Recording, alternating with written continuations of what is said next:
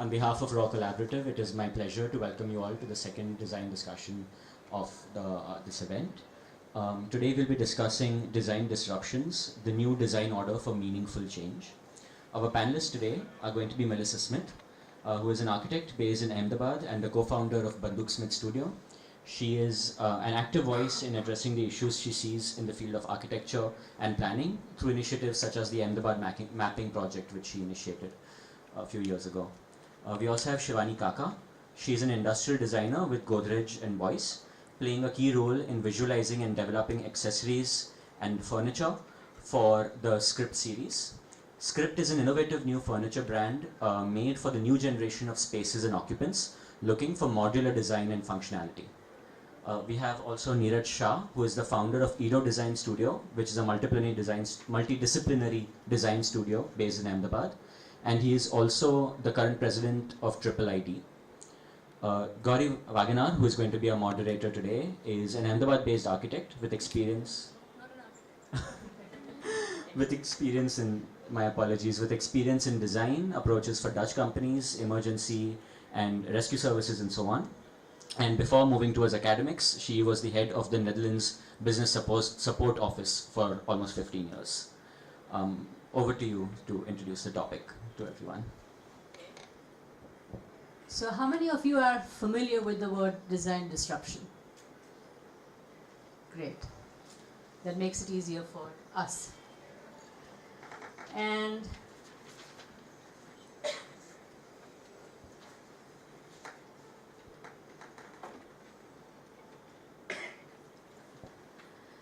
so disruption was asked to be banished for several years from 2012, 14, 15, but it's still a buzzword.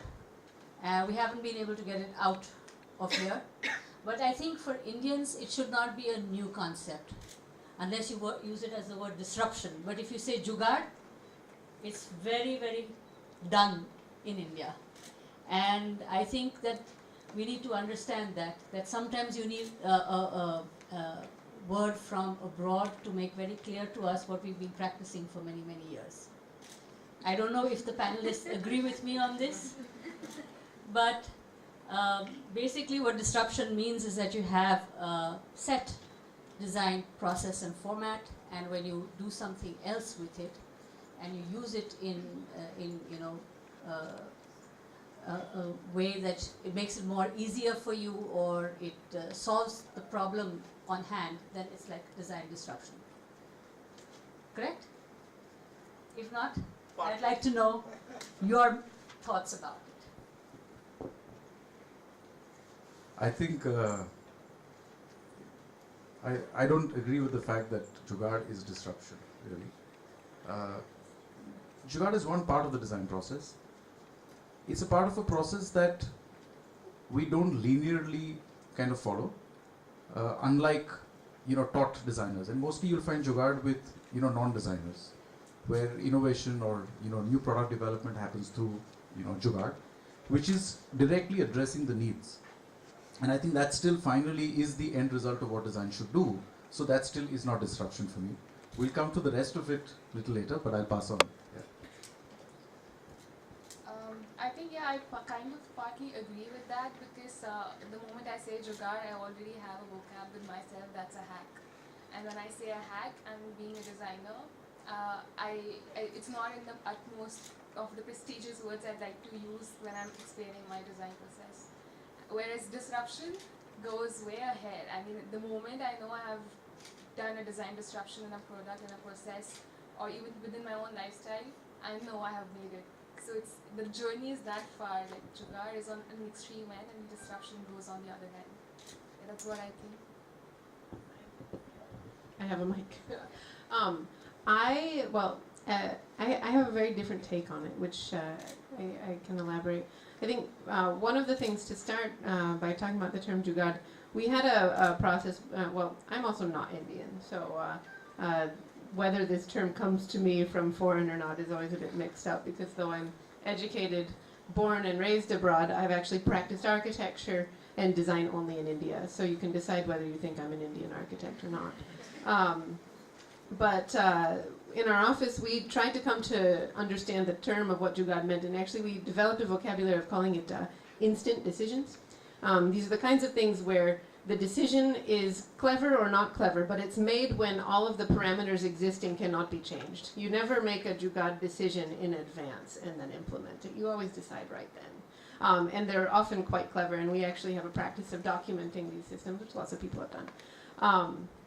But from my perspective and the way that we practice, I think the idea of disruption, it doesn't quite, I don't think we quite reach to a point where disruption exists, because I don't feel that we have a set of established systems against which we are working. Especially in the kind of practice that we have, we work from furniture and product design up to interior architecture, and we even do we do urban design projects. So then we're never working with contractors from abroad. We're never working with even large scale people who are really good at implementing projects. So one thing, for example, where I come from, when we talk about working drawings or construction drawings, those are 99% complete before you start the building, and then you make the building. We've never done that in our practice. We always imagine that we will, but it doesn't make sense because there are too many moving parts. So from a cost perspective, we can't afford to make all of those drawings because we know that the client or the condition or the economic something will change at a fairly large scale. And actually, we've developed an idea, a process for deciding what types of drawings based on the project, because depending on whether the project is in this part of Ahmedabad or another part, or it's in Palanpur or it's in Bachau, we have a different set of knowledges that we're working with and a different set of skills, even in the ability to read a drawing. So in that context, it feels like rather than disrupting anything, we're actually trying to establish some kind of system that is adaptive enough to deal with the incredible diversity that is present in the work, because otherwise we're not able to function. So that's why I thought it was interesting to come and sit on the panel, because how that, essentially, I feel it's the reverse then. We're establishing systems as a mode of disruption rather than disruption the way that it's termed in the US or in Europe, where you have very fixed practices. Would you say that there are areas in design in India where disruption is required?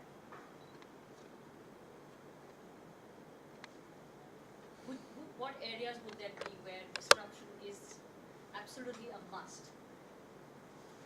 No, I think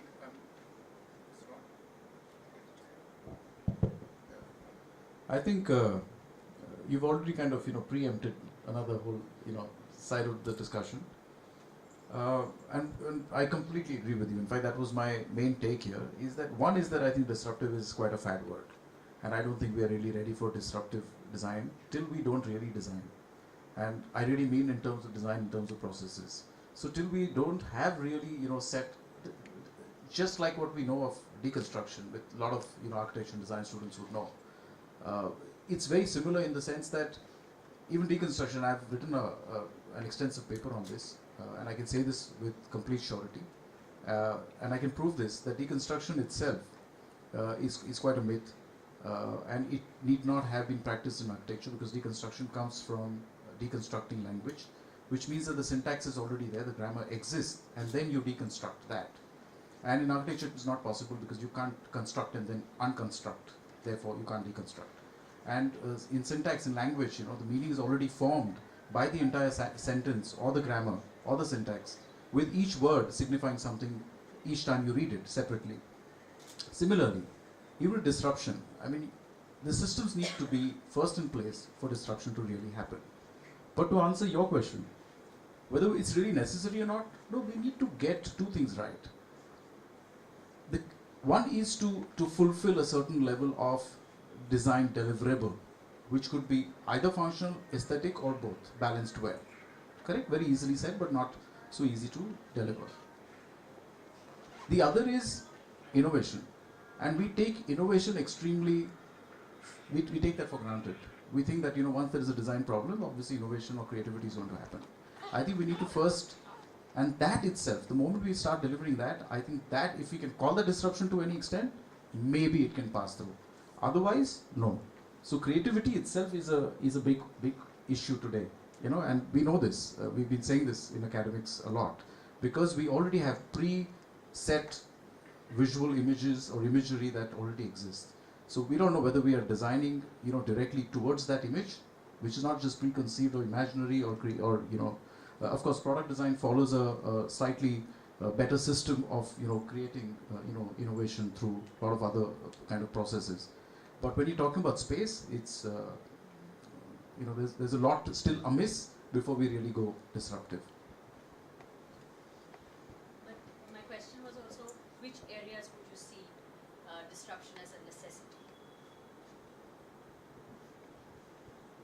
I mean, in that sense, all areas, because I think we good without the mic. Is it? Can you hear us? It's a well designed. We need the mics to record it. Sorry. So all fields, yeah. I mean, that's really where disruption has come in, where there has been a level of stagnation.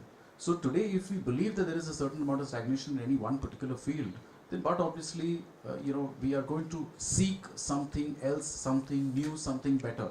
I still don't agree whether we should call it disruption or not. Disruption it's too strong a term. It's too strong a term, and I'm very glad that that this has been brought, as one of the topics of discussion. But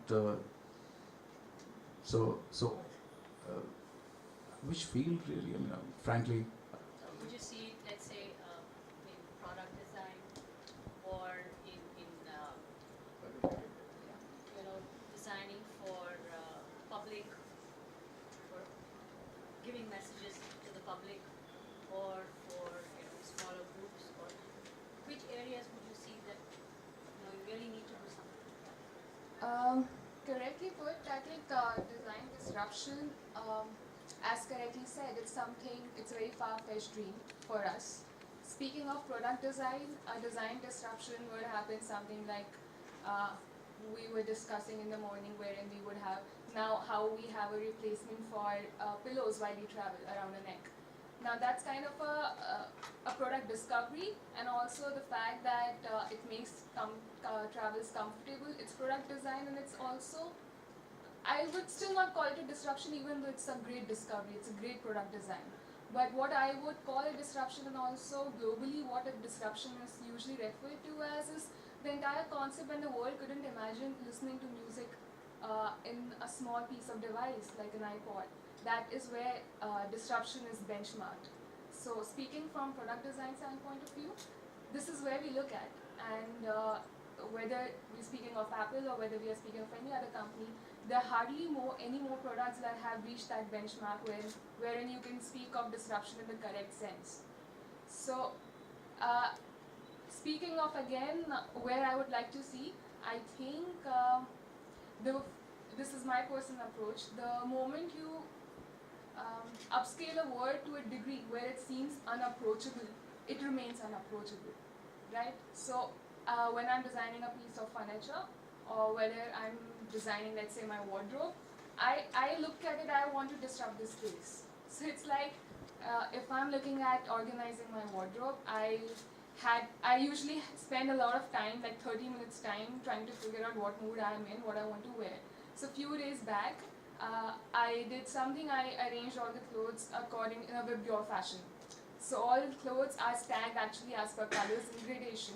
And that kind of, also with the OCD that most designers are born with, the first thing as you open the wardrobe and all clothes being arranged in a good fashion of color coding, it aces up my design making process, and it also brings pleasure. And now is that a disruption? No, that's actually a hack. But the fact that I am saving 30 minutes of my life, and that adds up to some amount of time per year, which I could probably use in some other task, that would further add up to some disruptive process or decision making. I think disruption is a mindset that we need to have. However, we have to be sure not to abuse this as a word.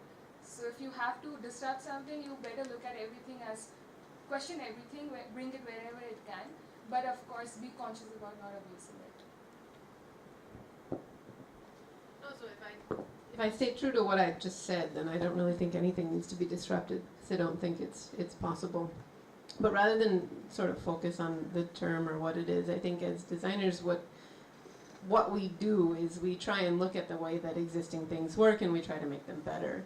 I mean, if that's essentially what we're talking about, because designers are always, we're not supposed to reproduce the same kind of product, the same kind of chair. We're trying to make it better in some way, try to make the production process better, trying to make the comfort better, trying to make the access better, the economics.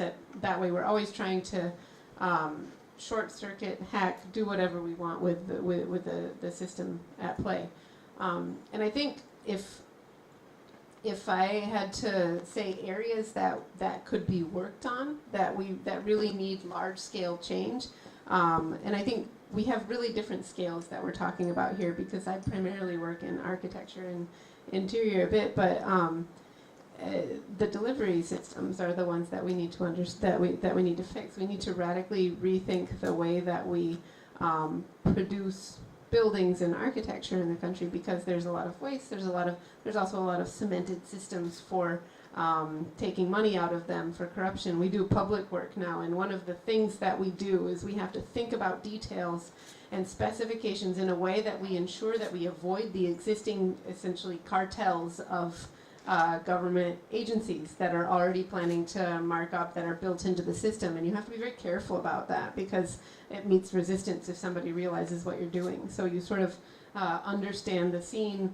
and then make sure that the kind of specifications you're giving, they have a wide range of companies that you can get them from, or they go to companies with newer technology that are already practicing transparent practices. So I think these kinds of things are really, they require a lot of thought on the part of designers, and I think there's a lot of opportunity for us to use that power to change these modes of delivery.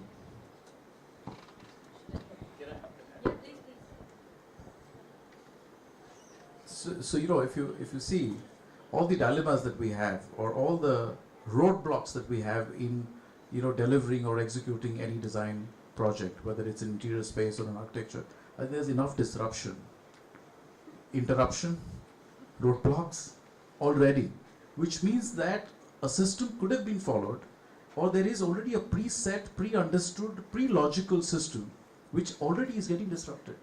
The problem is that we're not still getting to the system to be able to actually do this, and all of us follow this.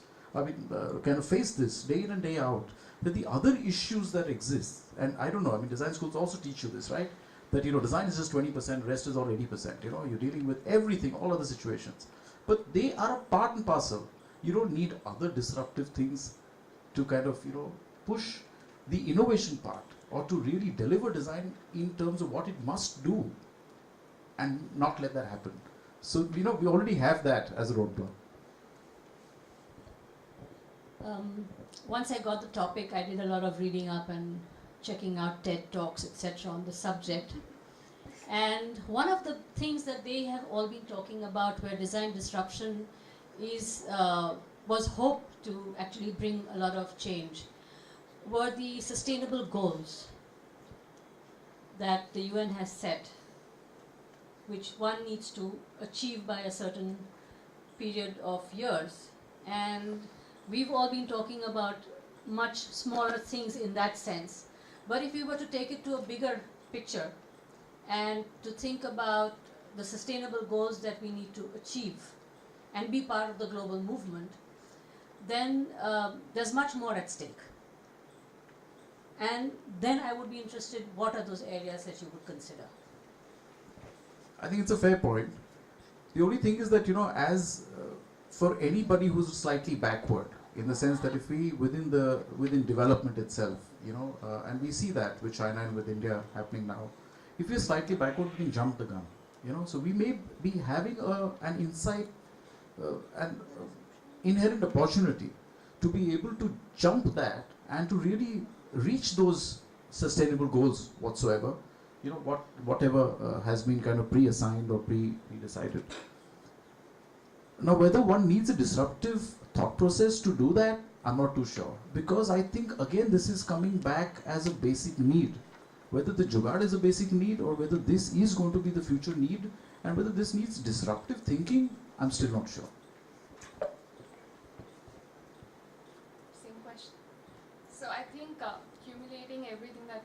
have been talking, I think we have three terms floating on the surface, beginning with disruption, then with system design, and also hacking. I'd like to talk about all three in a very linear fashion.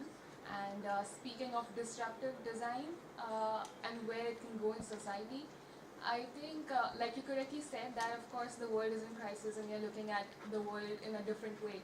Brands are now driven by sustainable goals. Brands are being defined by their consumers, and consumers are also working on defining themselves that, okay, I care for the environment, I'll buy ethical fashion. So I think mini movements are already happening, and the fact that after we have damaged the earth by 60% and now we are talking about it, there is not much disruption we can do here, but the term I'd correctly like to put in here is what I read very recently, that now when we're speaking of waste, we're no longer speaking of waste as waste. We are speaking as waste as a resource, waste as the new resource, wherein like we have seen a lot of stores wherein people are actually making beautiful stuff out of scrap. This is where I would still not say it's still disruptive thinking, I'd say it's design thinking. It's leveraging the creative process. And if we are able to, along this process and along this design process, if we are able to really tackle the problem which we started with, that would be disruptive. That would be disruptive, but not this.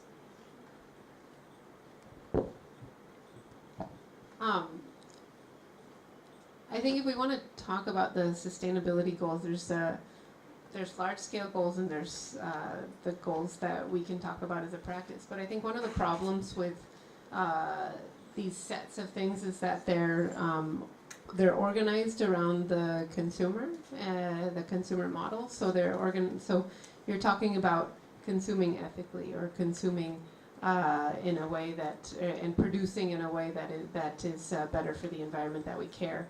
But that's still a reduction of the same kind of process that existed.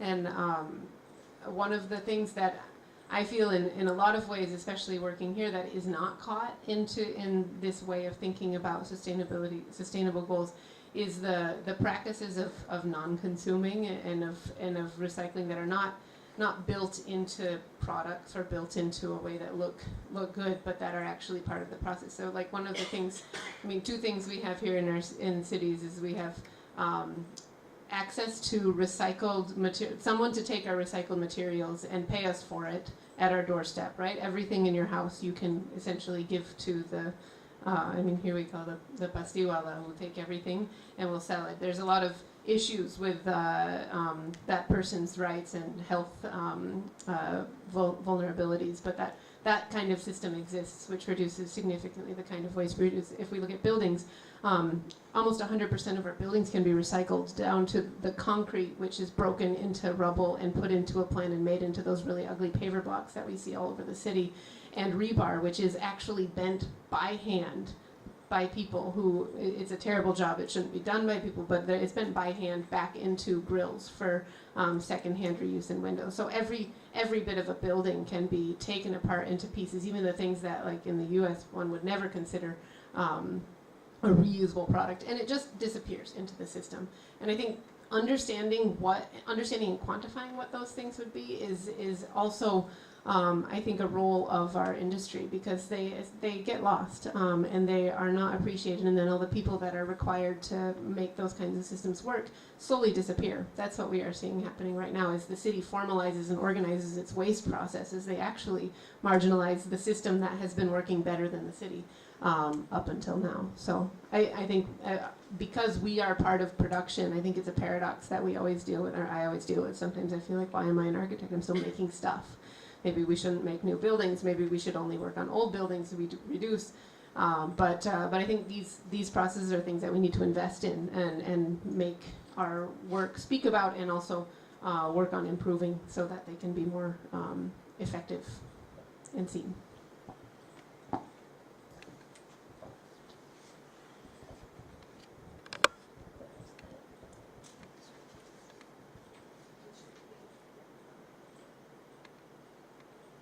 So we've kind of looked at this disruption issue, and I think in the Indian context, what all three of you are saying is that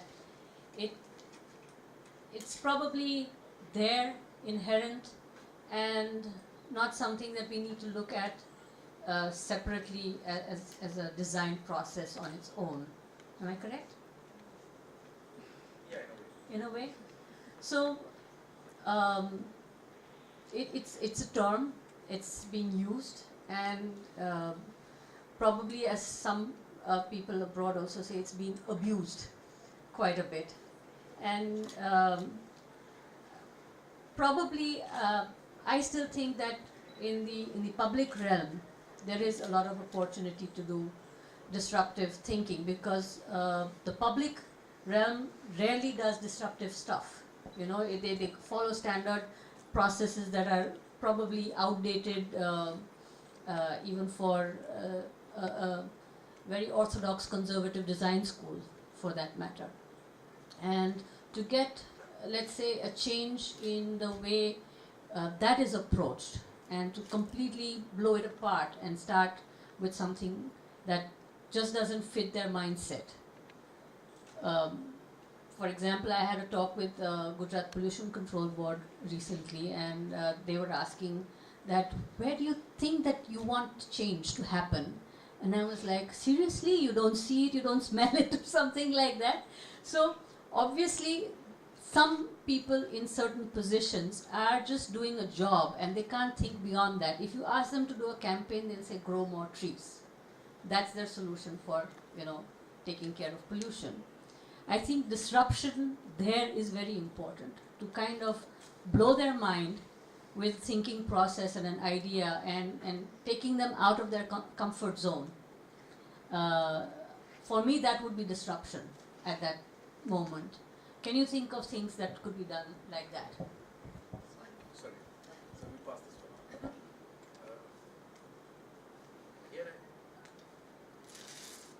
Again, I think you know, the issue is that it's those guys, they need to start thinking disruptive, not the designers, because the designers are still doing a lot of things, correct? And even that hasn't reached, the mainstream design hasn't reached them, so to say. I think look at this pool of people here. Look at the pool of people that are, you know, that are exhibiting here. I mean, if all of us, even just about 1%, you know, sat together for about 10 minutes, we'll be able to give decent enough solutions for, you know, and which is still a solution. The disruption is not happening from the designer. The disruption is happening from their mindset and thinking. Again, I'll reiterate that disruptive is slightly alien a term, you know, for us. Slightly alien because it's still being brought, it's foreign in that sense. Because this is a problem here. I can't. Should I? So then, are you okay with it?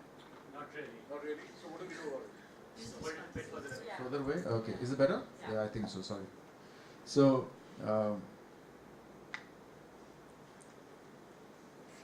yeah, I still think that it's kind of, you know, doesn't work in our context only because elsewhere, abroad especially, I mean, the West, in that sense, developed countries, already have systems, and the entire system, in the sense the government and the public at large, are in sync with each other. There's a lot more sync, and therefore design already starts percolating down to the public reality, which for us the gap is huge, you know, between the way design is consumed at an individual level or at the public level, you know. So it's still a little far.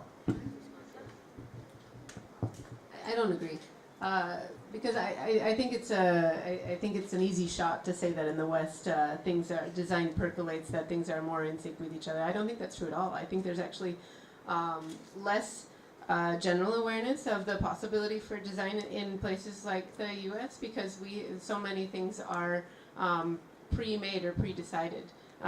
People are not as engaged with how things are made or even the problems of them because those systems are in place. How you make a house is a standard thing. It comes together. All the details are standard all the way down to the floorboards. Everything is done. You can buy it in a store and build it yourself at once. So it's there, but it doesn't create because it's there, it creates less awareness. And the other thing that I want to get back to, the more important thing, is I don't think that we can pat ourselves on the back for doing things and saying that it's the government's problem. I think there are we can come up with lots of examples in other countries of ineffective governments. In the U.S., where I'm from, in Detroit, is one perfect example. The city went bankrupt, and still, it's one of the most fertile areas for creative agendas, for people engaged in public space, and people working on things. And they're all doing it without the city. They're doing it because it needs to be done, and it's people have come together and found a way to work together without the city, because the city is less effectual than any government in Gujarat. It's totally gone. I mean, they went bankrupt when they were doing all these things. So I think it's a bit, I don't think it's worthwhile to try and compare and say they're developed, we're not. It's less, the problems might be different, but they're also not that different.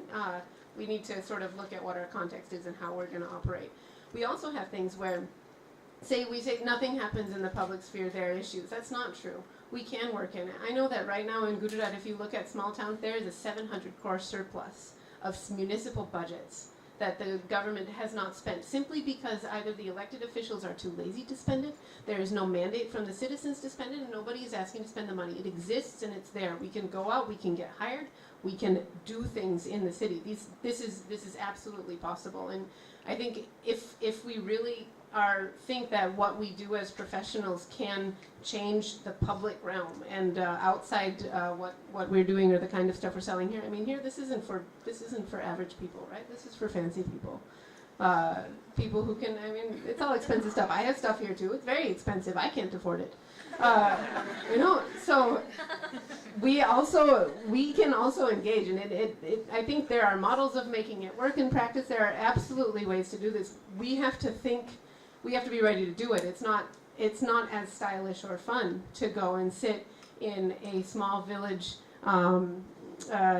municipal building and wait for the commissioner to come, wait for the Nagarpalika president to show up and sit through the line of things. But if you go there and you see what those people are doing, sometimes the reason you have unspent budget is because they sit and they see 300 people in a day with problems, ranging from water not coming to a tax issue to encroachment to all sorts of things, and they're dealing with it. So I think designers don't play a large role in that process, but there's money there, and we should engage. We can go out and tell.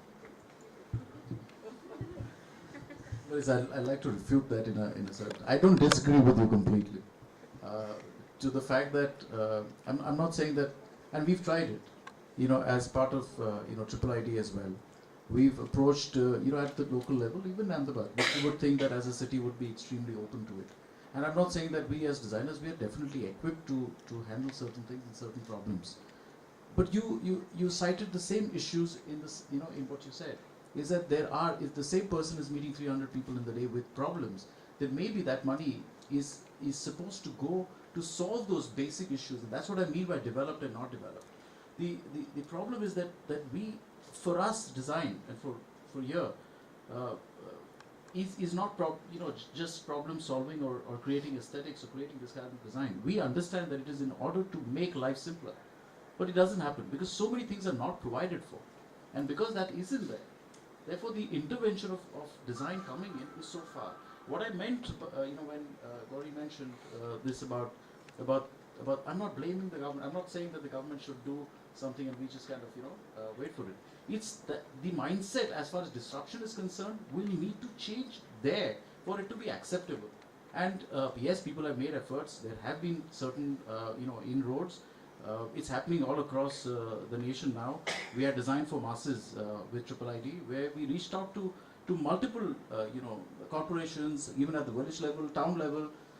There was an acceptability, but it got done 1 year, and then nothing happened. We did something. We took an oath to use craft. We were about 68 of us who took an oath to use one single craft in the entire year. I don't think even 4 people did it, because that day it was a part of a whole process. So there is an issue. We are equipped to do it, but somewhere where the money is lying there, to be used for the public, I think they need to have a little bit of a better change of mindset.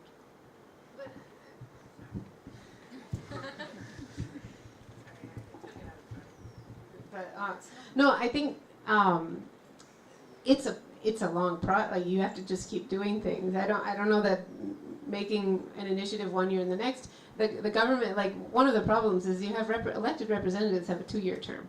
So you have one person that comes in and they have 2 years to get things done, which means right when they come, they have a bunch of energy. You get the projects in, and if you get something cleared through tender by 1 year and you can get it constructed before they leave, then it happens.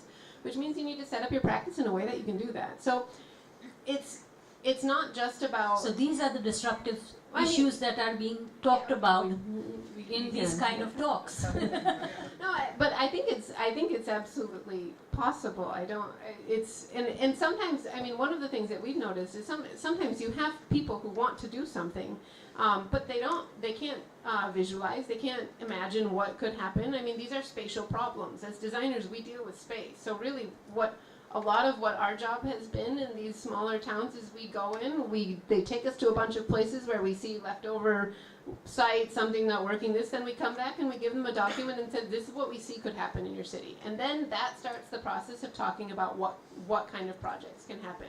So, and sometimes the projects don't happen. Sometimes, I mean, it disappears, they don't have any money, they go to something else. But it also happens that there's no project, and 2 years later we get a call from somebody in another Nagarpalika who happened to talk to the guy in the first one, and he said, oh, you should ask these guys because, they'll show you something if you have money, and then they have a scheme that comes through. So it's really, I mean, it's about being ready to engage, and this is one way that's happened that we're doing it. It's a slow process. It doesn't pay enough. You have to think about how to structure so that you can actually do it, or you have to have some kind of independent funding to cover it, maybe sell the fancy furniture and then the overhead.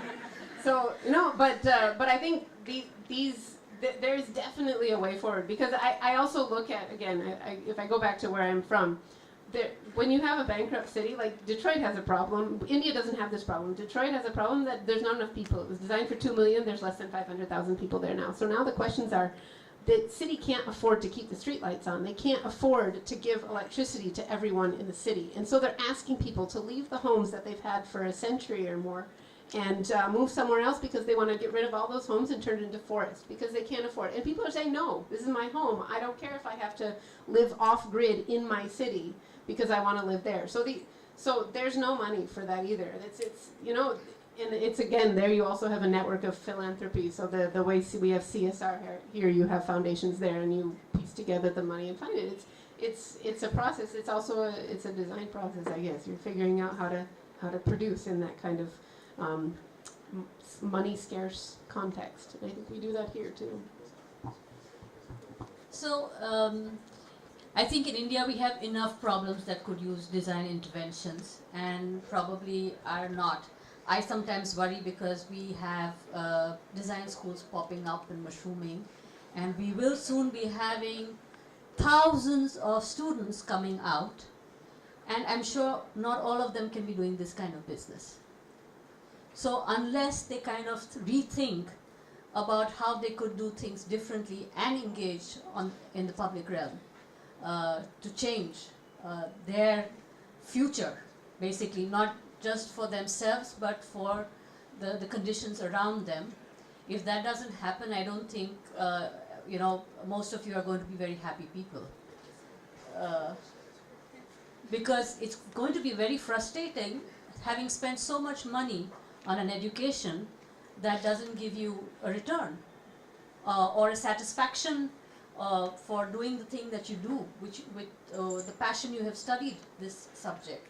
So I think a lot of you are going to have to rethink what you're going to do in the future, because our education system is not prepared to get you guys thinking in a different direction.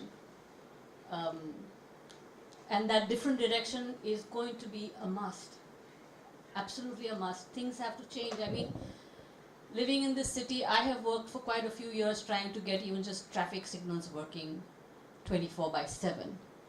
If the traffic signals are working 24/7, how do you get the public to adhere to it? Yeah? It's very easy to take the wrong turn, go on the wrong side. And we've accepted it. But it would take a lot of different thinking to change that mindset. So we are already disruptive. That's we what. go anti-disruptive to become disruptive. Yes. And that's, I think, the challenge, I think, for the new generation that's coming up. To think out of the box to such a level that they can convince the guys who have been, you know, very comfortable and almost numb in the positions that they are, to step out of that zone and come along with the thinking that you guys can share with them. And actually take that forward, because as Melissa says, that there is a lot of information and knowledge they share with these people, but sometimes those projects don't happen. Now the thing is, how do you bring that to a level that they actually do happen and that change does happen? Our cities are dying in that sense. Pollution is everywhere. There's garbage issues that we need to resolve. There's water flooding. I wouldn't call that dying though. They're choking on our excesses, but the cities are growing. You know what I mean? That's why we're choking, because people are coming. No, I think we can also optimistically harness the growth and the attitude towards cities. We have urban agglomerations at scales that don't exist anywhere else in the world. We have possibilities of making. If we bring it back to our tradition, we have design traditions which are unbroken for centuries. You don't find that in every part of the world, because we don't have a period of industrialization that entirely killed it off. That stuff is getting killed off. That's one of the things I think a lot of us address in our practices, working with people whose crafts are disappearing. I think figuring out how to best use those so that they're translated in something that's necessary enough for the current context that they don't disappear is a really important thing. How do we get the wages up so that people don't go into sort of data mining or banking instead of carpentry? That's a really big issue that we need to face. But we need those are things that we can do. But let's be happy about it. I mean, there's possibility. I mean, as designers, at the end of the day, we have to be optimistic. Otherwise, we should just go home. So that's different.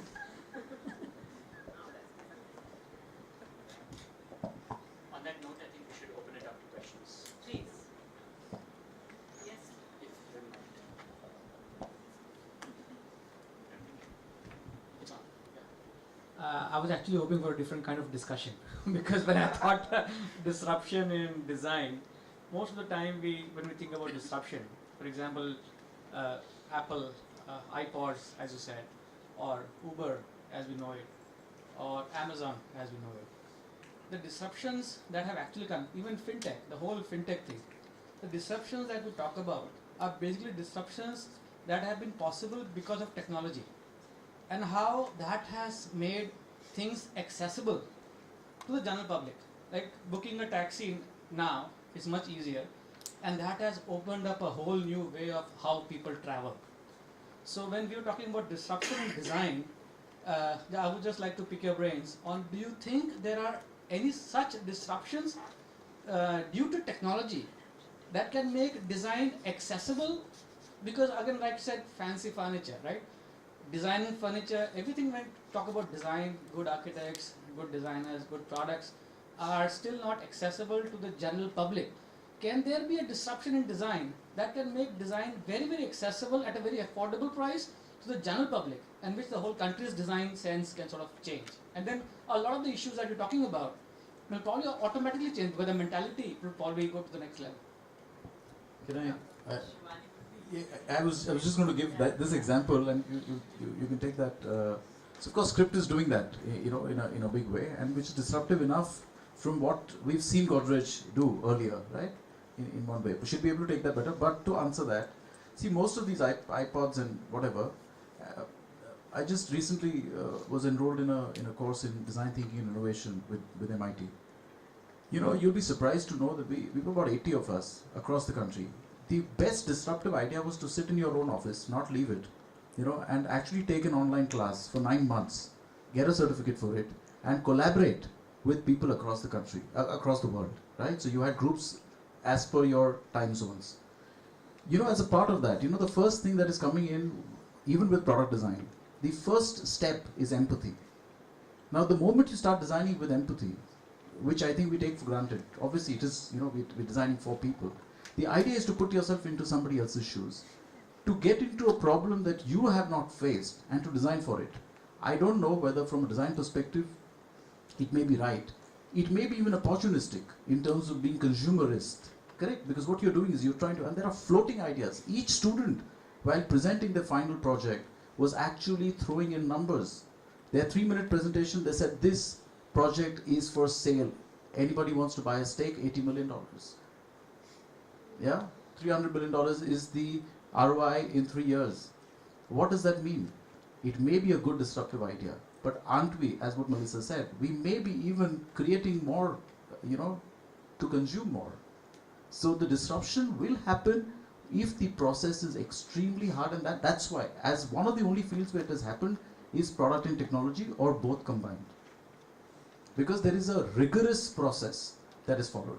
Most of the other things have lot many possibilities or lot many parameters which kind of control or create a context which don't allow that to happen. Yeah. I think I'd like to conclude the entire sentiment of this discussion and all of us here into a single statement that all of us here are actually split in two worlds. It's like, we just walk through a lane of very beautifully designed furniture, appreciating art, appreciating design, and here we are again sitting talking about how expensive furniture is and talking about how to help society through disruptive thinking. So, and coming back to your answer about how to bring disruptive design or how to make design accessible to the public, I think we as a current state of generation are split about deciding and finding meaning through design. I wouldn't touch upon words like disruption, or I wouldn't touch words anything else. I'd say that now is the time when appreciating design just as mere art is kind of getting over. Now we are finding meaning through design. And speaking of how design can become accessible to the general public, like you are referring towards tech, I think it can happen in a lot of ways. The simple fact that, as you correctly said about Uber changing the entire experience of cabs being hired, Amazon is already doing that in terms of the retail format, wherein the entire act of doing a grocery shopping is it's simplified. You just tap on the product, the bill is paid. It's almost like you walk into a large retail size refrigerator room and you pick your stuff and you just leave. So I think the fact that we have become so aware of human-centered design thinking, technology, it's already integrating in so many ways that we should no longer worry about design being accessible to people.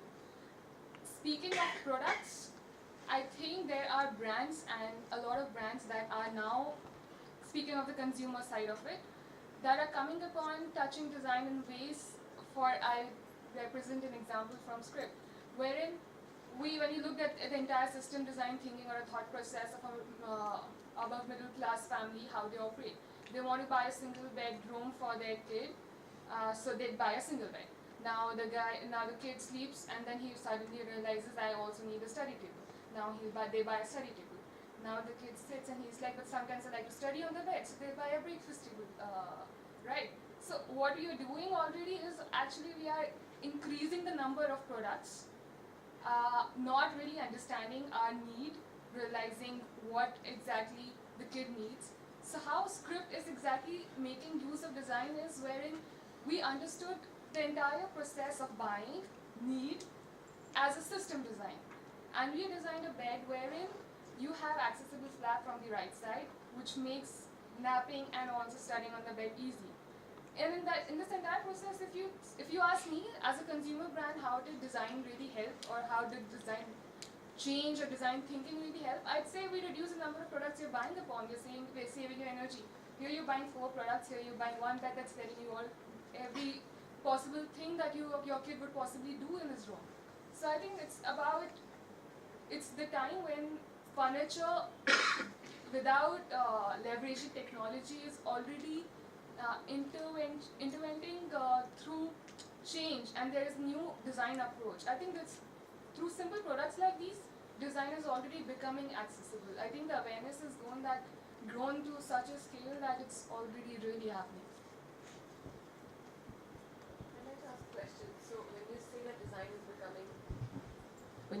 is becoming accessible, who are you talking about? Who is accessing this particular design that you're referring to? So I think I gave 2 examples. One for Script, of course, like I said, it's for the upper middle class segment, and I'm speaking from the consumer point of view.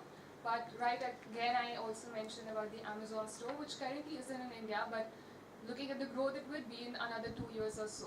So now, as we speak of a grocery store, I think anybody can walk in that grocery store. Right? So it's more accessible beyond class or segment or economic status. But I would disagree, and this is something we spoke about in the morning as well, is that unfortunately when designers talk to designers, and here I'm using design as a designer as a broader term, we talk about very ambitious design, right? When we say architecture, we're talking about museums and these large-scale buildings and high-end residences and things like that. When we talk about design being accessible, we're still talking about people who can afford the furniture that's lying outside, or like you yourself said, upper middle class, right? That's probably the lowest rung that we go to. But what is important right now is, and I'm not saying one is more important than the other, but what we miss out on very often in these discussions is the rest of the public who is not getting access to so-called design or to architecture or any of that, which I think Melissa is she was trying to address at some point. So you're referring design helping actually the social issues or the overlooked needs away from the consumer market. Just because it's the public and the mass at large doesn't make it a social issue necessarily, I would say. But I would say that design needs to address the larger public and not just a segment of public. And we always end up kind of, when we have these conversations, we tend to talk to a very particular or talk about a very particular segment of consumers. I agree. The direction of the answer was actually coming through because it was about leveraging tech and through products. So it was the product design context. However, of course, the discussion has already been done about how design is actually needed at a system design level wherein disruption is possible. A lot of issues have already been spoken, and of course the society is in dire need of design solutions. And correctly to speak of, design is really not accessible, because if it was, we'd have many solutions. We wouldn't be in crisis.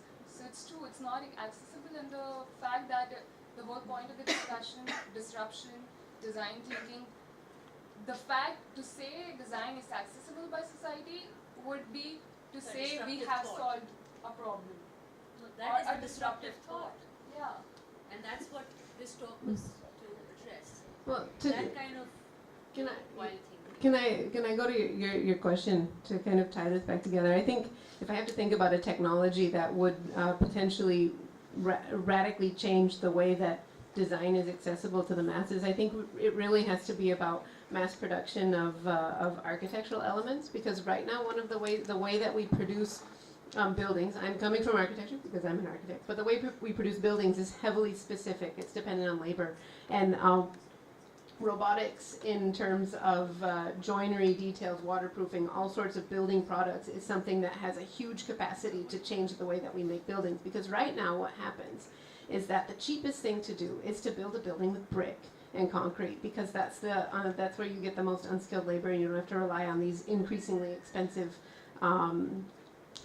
fields of craft or technology. So, but if you can create, but then what happens is you have dumbed down buildings, you have problems with the interior air quality, you have a very unsophisticated system.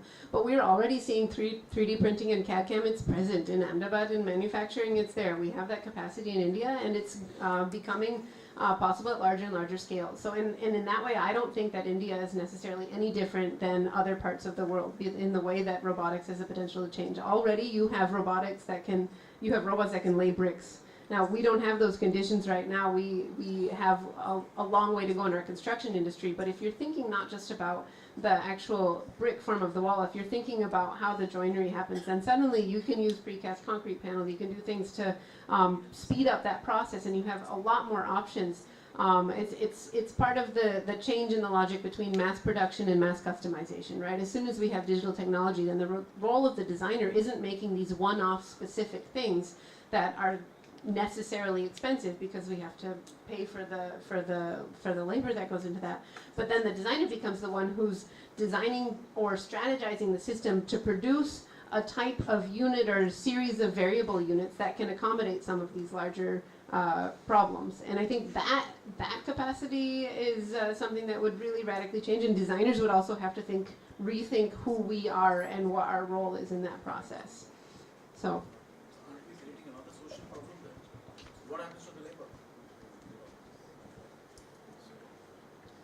That what happens to the labor is also a double-edged sword, because a lot of progress has been inhibited by the fear of what happens to the labor.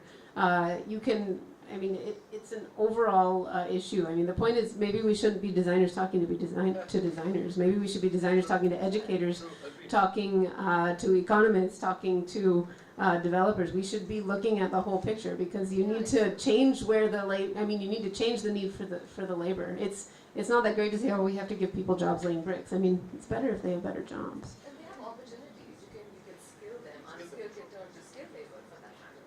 To correctly put it, I think it's like, as you're speaking of technology, we're not speaking of technology in isolation, we're speaking of leveraging technology, and as well as looking at the entire problem as a system design solution.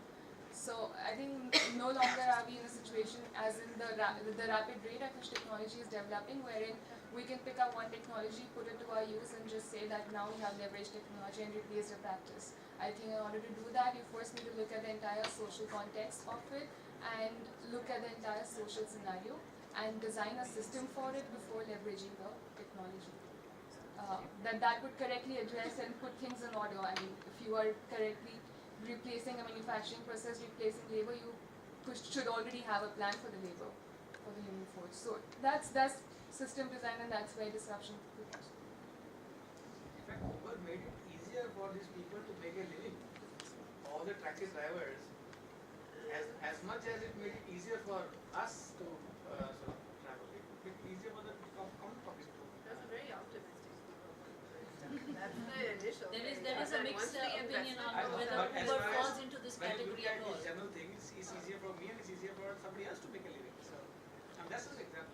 You know, there's a third degree of problem that happens here, because the moment that you're able to afford private cars is also increased the amount of traffic on the road. That's good. So it's a trickle-down problem, you know. That's where I say that disruption cannot happen in isolation. It's a system design problem. Problems like these are actually at such multifold levels that it's only when you venture into it you realize how many effects it's happening. Like currently, as you were speaking before your question came in, you were only speaking of technology and replacing labor. But then as you move forward, there's also increased amount of traffic, abuse of vehicles, and the list goes on. So the sustainable goals are all these things put together, and that's why a lot of the disruptive thinkers and designers in the West have been looking at it as a whole and not as one-off issues, but taking the whole and looking at it also for the long term. Yeah, correctly to say, it would now, the new solution would be a transportation design solution or a system design. And to support that, now there are actually courses that are coming up with transportation system design, because now the world has well acknowledged that cutting down the number of cars or increasing the amount of loans over cars is not going to reduce the number of cars and the pollution that you've already caused.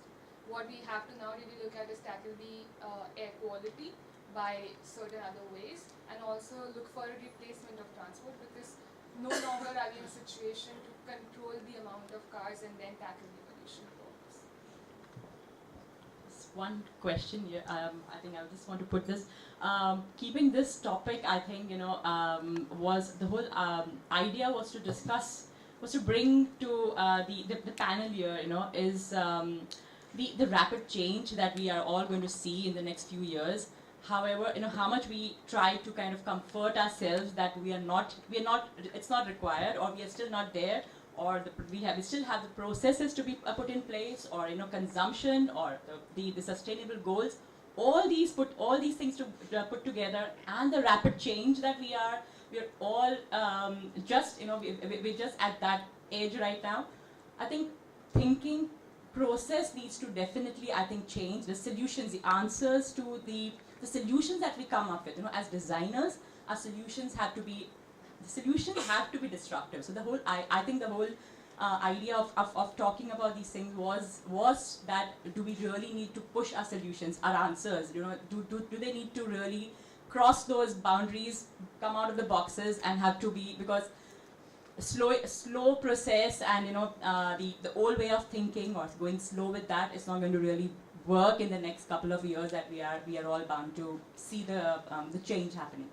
So do you think that there is this kind of, is it truth or is it just I just met design students from the School of Eindhoven, and they were telling me about their process of how they get to work, and none of them talked about starting off with drawings. They just said, we sit down, we get our materials in place, and then we think about things. We just kind of feel the material and go with it and build our ideas. So if it's technology, if it's whatever. So they talked about STEAM. STEAM as in science, technology, engineering, arts, and maths. Design today is about this, that it's a combination of all of this. And what I also have been talking at the design school so far has been, you cannot look at design, I'm a product design, I'm an interior designer. No, you are a designer first. You have to know all the processes of a design method or whatever you want to do. And then you can say, I like to do more interior work, and still work together with the rest of your team, because in every process the other elements of design are required. And if you don't understand that, also in the education system abroad, they are looking less and less in the linear format, and it's more a large project where the professors and the students work together, and each one brings in their knowledge. So there is a lot also changing in the West, where they're relooking how to teach design and how to help students to think in design.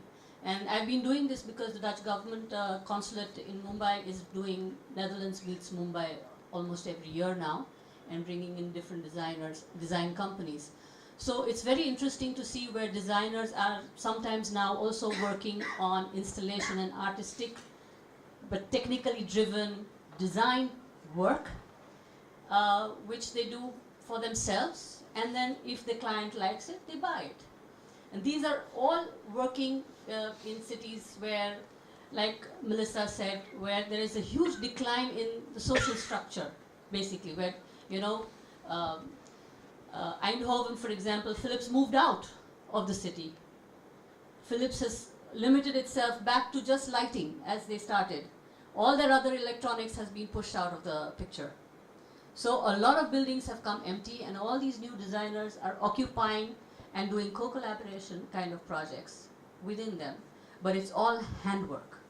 They're all skilled, and get their hands dirty, which is still a long way in our education system. We are still teaching them to get their pencil skills in place first. Then, if we want, we will, grudgingly allow them to move on to software, and software which is also quite outdated compared to what the rest of the world is doing. We teach CAD software and Rhino from the first day. We teach them modeling, we teach them drawing, we teach them... That's architecture, because,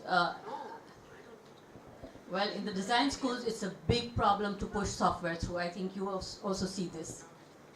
I think on that note, actually, that's all we have time for today. Thank you. Yeah. Okay, yeah, no, yeah, if you can just finish that thought. Just to kind of connect, to what you said. What Tanvi kind of mentioned is that I don't disagree with the fact that it may just come within 2 years or whatever. It may just kind of take us by surprise in a way.